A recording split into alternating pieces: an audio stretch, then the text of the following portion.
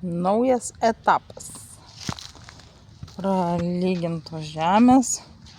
Po truputį ruošiamės betonavimui. Namas apšiltintas jau šitas kampas, kad galėtume viską daryti toliau. Tai yra betonuoti. Ir šitas dabar atrodo ganėtinai gražus etapas, toj vėl bus negražus.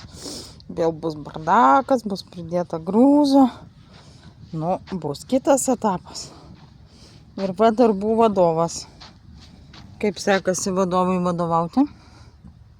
Rimtai dirba. Dirba rimtai. O darbininkas?